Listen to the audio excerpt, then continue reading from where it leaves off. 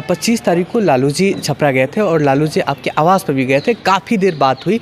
क्या चर्चाएं क्षेत्र में चल रही है कि लोकसभा की तैयारी के लिए गए थे, इसमें क्या कहेंगे? देखिए, पहली बात तो आप भी जान रहे हैं कि लालू जी कई सालों से छपरा नहीं जा पाए थे, जिसके कारण उनका यहाँ पर जो लोग आते थे मिलने जुलने, वो सारे लोग का अनुरोध रहता था कि छपरा कभी चलिए, थोड़ा लोगों से मिलिए जुलिए। और लंबे अस्वस्थता के बाद थोड़ा बहुत ठीक हुए हैं, तो उनको भी इच्छा रहती थी कि लोगों से मिले। तो वो तो सोनपुर से ही आपको हर बाज़ार पर तमाम लोगों से मिलते जुलते हम लोग राजद कार्यालय पहुँचे, वहाँ से फिर सर्किट हाउस पहुँचे, वहाँ भी लोगों से मिलने का काम किए। और आते समय में तो हमारे पिताजी जब थे विधायक, तब से हमारे घर आना जाना रहता है। इसका कोई राजनीतिक मायना नहीं है, सीधा सीधी बात है कि छपरा बहुत दिनों के बाद गए थे, तो गए थे वहाँ पे। सर, राजनीतिक मायना निकाला जा रहा है कि 2024 के लोकसभा को सारण लोकसभा सीट से कहीं ना कहीं उसकी तैयारी को लेकर बातें की जा रही है। एक बात तो तय है कि हम लोग पॉलिटिकल पार्टी हैं, हमारे राष्ट्रीय अध्यक्ष हैं, चुनाव तो हमारा उम्मीदवार लड़बे न करेगा, तो चुनाव लड़ेगा तो हम लोग इस विषय से अलग कहाँ है।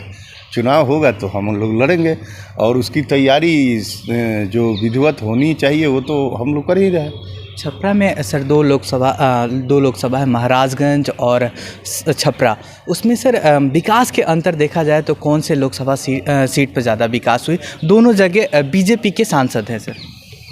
देखिए, आप अगर बात करेंगे तो भारतीय जनता पार्टी के द्वारा तो हमको नहीं लगता है कि कोई ऐसा काम किया गया है। एक काम जो छपरा पटना रोड है तो कई वर्षों से बन रहा है, आपके सामने है। भारत सरकार के द्वारा तो एक योजना यही चल रहा है जो आपके सामने है, और एक योजना मान लीजिए था वो रेल इंजन कारखाना, तो उसको आप करीब से देख ही रहे हैं कि असेंबलिंग यूनिट हो गया, उसका 2 पार्ट काट के एक रोजा एक गांधीधाम चला गया। तो बाकी सारी योजनाएं जो आप छपरा में देख रहे हैं, वो डबल डेकर हो या मेडिकल कॉलेज हो या इंजीनियरिंग कॉलेज हो, तो ये सारा चीज़ें तो राज्य सरकार के द्वारा किया गया है समय समय पर। लालू जी ने वहाँ पर जेपी विश्वविद्यालय खुलवाया, इंजीनियरिंग कॉलेज खुलवाया, मरहरा में पॉलिटेक्निक कॉलेज खुलवाया, 2 अनुमंडल, कई ब्लॉक, ये सारी चीज़ें उन्होंने देने का काम किया। अब इस सांसद जी लोग का अगर पूछिएगा तो हमको तो ऐसा कोई विशेष काम दिख नहीं रहा है जो मतलब ज़मीन पर धरातल पर दिखाई दे।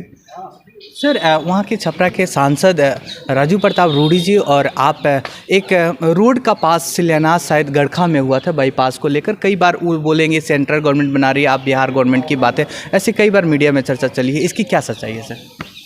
देखिए, एक बात तो तय है कि भारत, आप भी जानते हैं कि पूरे देश के जितने राज्य हैं, सारे राज्यों को भारत सरकार का हिस्सा मिलता है नीति आयोग के तहत। तो जो हिस्सा मिलता है तो राज्य सरकार को भी मिलता, बिहार सरकार को भी मिलता है।